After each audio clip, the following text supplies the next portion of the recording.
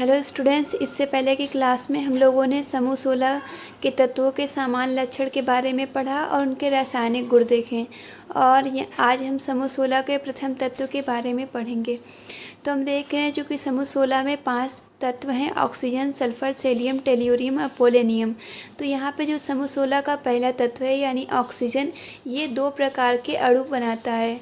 तो हम देख सकते हैं कि ऑक्सीजन जो है ये O2 और O3, ये 2 टाइप के अणु बना रहा है। O2 को हम कहते हैं डाई ऑक्सीजन, तो ये O2 डाई ऑक्सीजन है। और O3 जो है इसे हम कहते हैं ओजोन।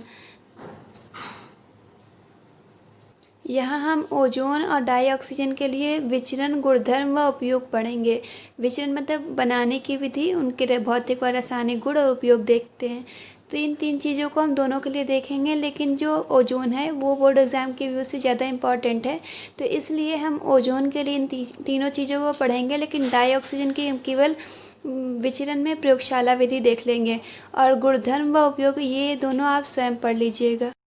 सबसे पहले यहाँ हम डाई ऑक्सीजन यानी O2 के बारे में पढ़ेंगे, जिसको सिंपली ऑक्सीजन भी कहा जाता है। तो यहाँ पे हम डाई ऑक्सीजन के बनाने की विधि यानी विचरण देखते हैं। तो बनाने की विधि में हम प्रयोगशाला विधि देखेंगे। तो प्रयोगशाला में पोटेशियम क्लोरेट को यानी KClO3 को अगर गर्म किया जाता है, यहाँ पे एक उत्प्रेरक का भी उपयोग करते हैं, वो है मैग्नीज ऑक्साइड। तो मैग्नीज ऑक्साइड की उपस्थिति में अगर गर्म करते हैं तो हम देखते हैं पोटेशियम क्लोरेट यह अपघटित हो जाता है और हमें प्राप्त होता है KCl यानी पोटेशियम क्लोराइड और प्लस ऑक्सीजन गैस प्राप्त हो जाती है। तो यहाँ से अभिक्रिया को हम बैलेंस भी कर सकते हैं। पहले मान लीजिए ऑक्सीजन को बैलेंस करने के लिए हम यहाँ इस तरीके से कर दें, दोनों साइड 6 ऑक्सीजन हो गया और यहाँ पे 2 कर देंगे, तो अभिक्रिया बैलेंस हो गई। तो ये हम देख रहे हैं कि प्रयोगशाला में हम पोटेशियम क्लोरेट को मैग्नीज ऑक्साइड उत्प्रेरक की उपस्थिति में गर्म करके ऑक्सीजन गैस प्राप्त कर सकते हैं। प्रयोगशाला विधि में हम देख सकते हैं कि यहाँ कांच की एक परख नली है और परख नली में हम पोटेशियम क्लोरेट और उत्प्रेरक मैग्नीज ऑक्साइड को लेकर गर्म कर रहे हैं। तो यहाँ पे हम जो पदार्थ लिए हैं उनका अनुपात जो है ये 4:1 होता है। इस पदार्थ को हम गर्म करते हैं तो यहाँ पे हमें पोटेशियम क्लोराइड और ऑक्सीजन गैस प्राप्त होती है।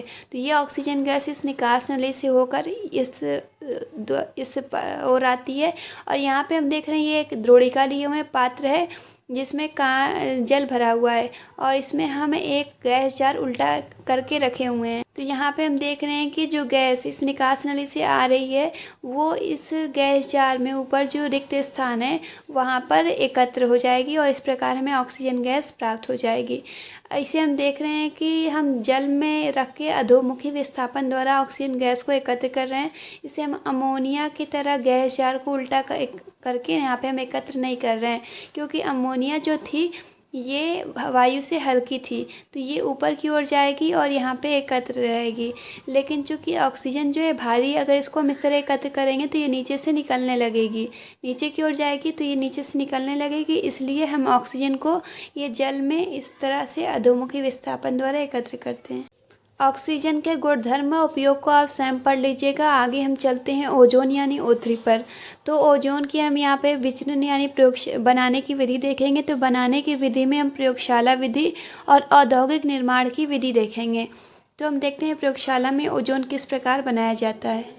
प्रयोगशाला में हम देख सकते हैं कि शुष्क ऑक्सीजन का नीरव विद्युत विसर्जन कराने पे हमें ओजोन गैस प्राप्त होती है। ऑक्सीजन का नीरव विद्युत विसर्जन जिस उपकरण में कराया जाता है उस उपकरण को ओजोनाइजर कहते हैं। तो यहाँ पे हम देखेंगे कि 2 तरीके के ओजोनाइजर का प्रयोग किया जाता है। एक है सीमेंस का ओजोनाइजर और सेकंड है ब्रॉडी का ओजोनाइजर। फर्स्ट यहाँ हम देखते हैं सीमेंस का ओजोनाइजर। तो यहाँ पे सीमेंस के ओजोनाइजर में हम देखते हैं 2 कांच की नली होती है और ये कांच की नली एक सिरे पे बंद होती है। तो दोनों नली का एक सिरा जो होगा वो बंद होता है और जो दूसरा सिरा होता है वो आपस में जुड़ा होता है। तो इस तरीके से जुड़ा हुआ है। तो यहाँ पे हम देखते हैं कि जो कांच की दोनों नलियाँ हैं इस पे अंदर और बाहर की ओर टिन की चादर चढ़ी होती है। तो ये बाहर की ओर टिन की चादर चढ़ी हुई है और इसी प्रकार अंदर की ओर भी यहाँ पे इसी प्रकार हम देख सकते हैं कि दूसरी कांच की नली पे भी अंदर और बाहर की ओर टिन की चादर चढ़ी हुई है। अब हम देख रहे हैं कि ये जो टिन की चादर है इन्हें आपस में जोड़ दिया जाता है एक प्रेरण कुंडली के द्वारा। इस प्रेरण कुंडली की सहायता से हम यहाँ पर विद्युत धारा प्रवाहित करते हैं। अब हम देखते हैं कि कांच की नली में यहाँ पर छिद्र होता है और इस छिद्र की सहायता से यहाँ पे हम शुष्क ऑक्सीजन प्रवाहित करते हैं। तो शुष्क ऑक्सीजन इस नली में प्रवाहित किया जाता है और यहाँ पे हम देखते हैं कि जब हम प्रेरण कुंडली की सहायता से विद्युत धारा को प्रवाहित करते हैं तो यहाँ पे शुष्क ऑक्सीजन का नीरव विद्युत विसर्जन हो जाता है, जिससे यह ओजोन में परिवर्तित हो जाती है। तो इस प्रकार से हम दूसरे तरफ से यहाँ से हम ओजोन गैस प्राप्त कर लेते हैं। तो ये जो ओजोन होती है ये केवल 10% होती है, मतलब कि यहाँ पे जितनी शुष्क ऑक्सीजन प्रवाहित की गई है उसमें से केवल उसका 10% ही ओजोन में परिवर्तित हो पाया है और बाकी जो ऑक्सीजन गैस है वो उसी प्रकार अपरिवर्तित रूप में यहाँ से आएगी। तो इस तरीके से हम देख सकते हैं कि ये जो ऑक्सीजन है मतलब ओजोन है, इसमें ऑक्सीजन गैस भी अत्यधिक मात्रा में उपलब्ध है, इसलिए इसे हम कहते हैं ओजोनीकृत ऑक्सीजन। अब सेकेंड हम देखते हैं ब्रॉडी का ओजोनाइजर। तो इस उपकरण में हम देखते हैं यू आकार की एक नली होती है जिसका एक सिरा पतला होता है और दूसरे सिरे पर कांच की एक परख नली लगाई जाती है। तो यहाँ पे हम देख रहे हैं सिरा पतला और इस सिरे पे हम कांच की परख नली बीच में रखेंगे और इस पूरे नली को या उपकरण को हम एक पात्र में रख देते हैं। नली को पात्र में रखने के बाद इस पात्र में हम सल्फ्यूरिक अम्ल भर देते हैं H2SO4 और साथ ही साथ यहाँ पे जो परख नली हम लगाए हुए हैं इस परख नली में भी हम H2SO4 भर देते हैं। तो इस पूरे पात्र में और परख नली में H2SO4 भरा हुआ है। अब हम परख नली में और पात्र में एक प्लेटिनम की छड़ डाल दिए हुए हैं। तो यहाँ पे अब हम इस दोनों छड़ को यहाँ पे हम जोड़ देते हैं एक प्रेरण कुंडली से। तो दोनों को जोड़ दिए हुए हैं इस प्लेटिनम की छड़ को। तो यहाँ पे हम देख रहे हैं कि जो कांच की नली है इस नली से हम शुष्क ऑक्सीजन प्रवाहित करते हैं और शुष्क ऑक्सीजन प्रवाहित करने पे जब यहाँ प्लेटिनम के तार में या प्लेटिनम की छड़ में जब ये विद्युत धारा प्रवाहित की जाती है तो यहाँ पे नीरव विद्युत विसर्जन के कारण जो ऑक्सीजन गैस यहाँ कांच नली में प्रवाहित की गई है ये गैस ओजोन में परिवर्तित हो जाती है और यहाँ पे हमें दूसरे साइड से ओजोन गैस प्राप्त हो जाती है। तो ये ओजोन गैस भी जो होती है वो ओजोनीकृत ऑक्सीजन होती है, क्योंकि इसमें पूरा जो ऑक्सीजन होता है वो ओजोन में परिवर्तित नहीं होता है, केवल लगभग 25% ऑक्सीजन जो ही है वो ओजोन में परिवर्तित हो पाता है। तो इस प्रकार यहाँ पे हमें 25% ओजोन जो है वो प्राप्त हो जाता है ब्रॉडी के ओजोनाइजर में। प्रयोगशाला विधि के बाद हम ओजोन बनाने की औद्योगिक निर्माण की विधि देखेंगे। तो ये जो विधि है ये सीमेंस व हलास्के के ओजोनाइजर उपकरण में कराई जाती है।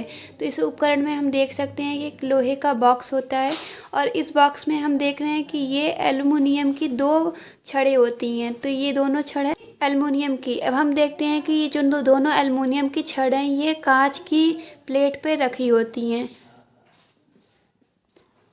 और ये दोनों जो छड़ें हैं एल्युमिनियम की दोनों छड़ें हैं ये कांच की भी नली में होती हैं। कांच का एक बेलन होता है जिसके अंदर ये दोनों छड़ें रखी होती हैं।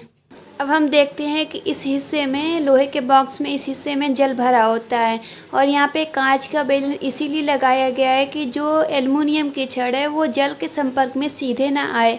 अब हम देखते हैं कि जो एल्युमिनियम की छड़ होती है इन दोनों को एक परिपथ से जोड़ देते हैं ताकि इसमें विद्युत धारा प्रवाहित की जा सके। अब हम देखते हैं कि ये जो लोहे का बॉक्स है इसमें एक साइड एक छिद्र होता है जिससे हम शुष्क ऑक्सीजन प्रवाहित कर सकते हैं। तो ये शुष्क ऑक्सीजन प्रवाहित किया जाता है तो यहाँ पे ये संपर्क में आता है इस एल्युमिनियम की छड़ से और चूँकि एल्युमिनियम की छड़ में विद्युत धारा प्रवाहित की जा रही है इसलिए यहाँ पर ऑक्सीजन का विद्युत विसर्जन हो जाता है जिससे ऑक्सीजन जो है वो ओजोन में परिवर्तित हो जाती है। तो यहाँ पे हम देख रहे हैं कि ऑक्सीजन जो है वो एल्युमिनियम के छड़ के संपर्क में आई, इसका विद्युत विसर्जन हो गया और यहाँ से जो है ये ओजोन में चेंज हो गई और इस द्वार से यहाँ पे ओजोन जो है हमें प्राप्त हो जाएगी।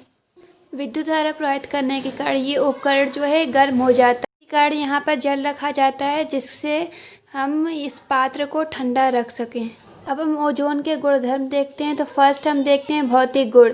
तो इसकी गंध हम देखते हैं। तो ये जो गंध होती है इसकी ये अप्रिय होती है, मतलब अच्छी गंध नहीं होती है। यहाँ पे हम ओजोन की जो है वो सड़ी मछली जैसी गंध प्राप्त होती है। सेकंड हम देखते हैं इसका रंग। द्रव अवस्था में इसका रंग जो होता है वो नीला होता है, जबकि ठोस अवस्था में इसका रंग बैंगनी होता है। आगे हम इसकी विलेयता देखते हैं। तो ये जल में हम इसकी विलेयता देखें तो ये अल्प विलेय होता है जल में, जबकि अगर हम इसका तारपीन के तेल में देखते हैं तो इसमें ये पूर्ण विलेय होता है। तो ये पूरी तरीके से इसमें विलेय हो जाता है। इसके अतिरिक्त हम देखें तो जो ओजोन गैस होती है वो वायु से भारी होती है। हम ऑक्सीजन में देख सकते हैं कि ये भी भारी होती है और ओजोन, ये दोनों ही ये वायु से भारी होती हैं। अब आगे हम ओजोन का रासायनिक गुण देखते हैं। तो इसमें हम देखते हैं फर्स्ट अपघटन। तो ओजोन का यदि हम अपघटन कराते हैं सिल्वर के प्रेजेंस में या फिर प्लेटिनम के प्रेजेंस में या फिर पैलेडियम के प्रेजेंस में, तो इन धातुओं के प्रेजेंस में अगर ओजोन का अपघटन कराया जाता है तो यहाँ पे हमें ऑक्सीजन गैस प्राप्त होती है। सेकंड गुण हम देखते हैं कि इसका उपयोग ऑक्सीकारक के रूप में किया जाता है, क्योंकि ओजोन गैस जो है ये सामान्य तौर पर ये अपघटित हो जाती है और हमें ओजोन और यहाँ पे नवजात ऑक्सीजन प्राप्त होता है। तो ये जो नवजात ऑक्सीजन है ये किसी अपचायक के संपर्क में आता है तो उसको ऑक्सीकृत कर देता है। इसलिए हम देखते हैं कि ओजोन जो है बहुत से पदार्थों के ऑक्सीकृत करने में इसका उपयोग करते हैं। थर्ड हम देखते हैं सल्फर डाइऑक्साइड से अभिक्रिया। तो चूँकि ये एक ऑक्सीकारक है तो सल्फर डाइऑक्साइड से अगर ओजोन अभिक्रिया करेगा तो इसको ऑक्सीकृत कर देगा।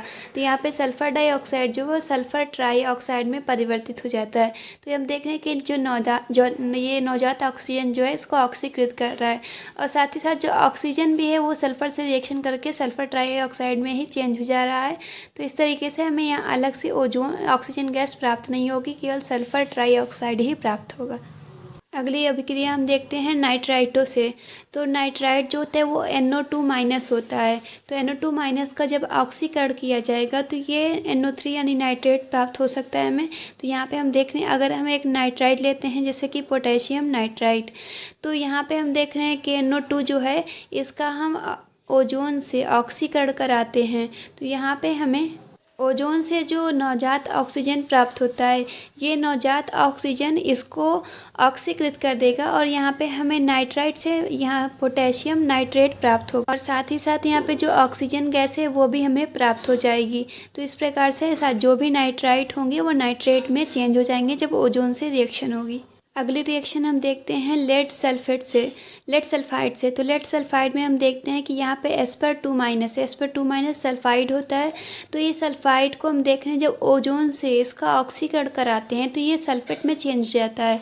तो यहाँ पे हम रिएक्शन देखते हैं कि PbS यानी ये है लेड सल्फाइड, इसकी रिएक्शन होती है ओजोन से O3 से। तो यहाँ पे हम देखते हैं कि ये जो नवजात ऑक्सीजन इसे प्राप्त होगा वो इसको कर देता है ऑक्सीकृत और यहाँ पे हमें प्राप्त हो जाता है लेड सल्फेट और यहाँ पे हमें साथ में ऑक्सीजन गैस भी प्राप्त हो जाती है। आगे हम ओजोन की रिएक्शन देखते हैं फेरस सल्फेट और यहाँ स्टेनस दोनों से ही रिएक्शन ओजोन की अम्लीय माध्यम में होती है। अम्लीय माध्यम का अर्थ है कि यहाँ पे हम कोई अम्ल का उपयोग करेंगे और फिर उसके प्रेजेंस में हम इसकी रिएक्शन ओजोन से कराएंगे। तो फर्स्ट हम देखते हैं फेरस सल्फेट से रिएक्शन ओजोन की। तो इसमें हम एक अम्ल का उपयोग करते हैं जो कि फेरस सल्फेट में जो आयन है वो सल्फेट आयन है। तो यहाँ पे हम उपयोग करेंगे H2SO4 अम्ल का और साथ ही साथ ओजोन से इसकी रिएक्शन करानी तो ओजोन भी लेते हैं। तो रिएक्शन होती है तो हम देखते हैं जो फेरस सल्फेट है ये ऑक्सीकृत हो जाता है और यहाँ पे हमें फेरिक सल्फेट प्राप्त होता है यानी FeSO4 का थ्राइस।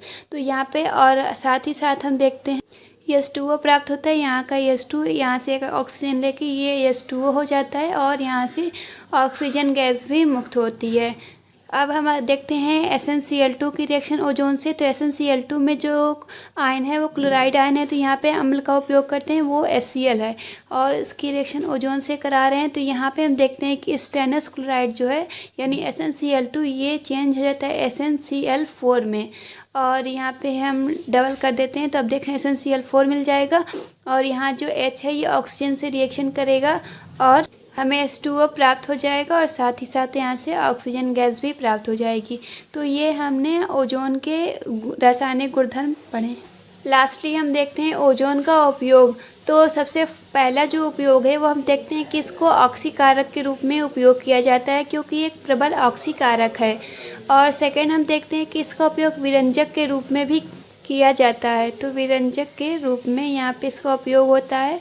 और हम देखते हैं कुछ पदार्थ हैं जिनको बनाने में इसका उपयोग करते हैं, जैसे कि सिल्क है, कपूर है और पोटेशियम परमैंगनेट है, KMnO4 जिसको हम कहते हैं। और इसके अतिरिक्त जल को और वायु को इनको शुद्ध करने में भी ओजोन का उपयोग किया जाता है।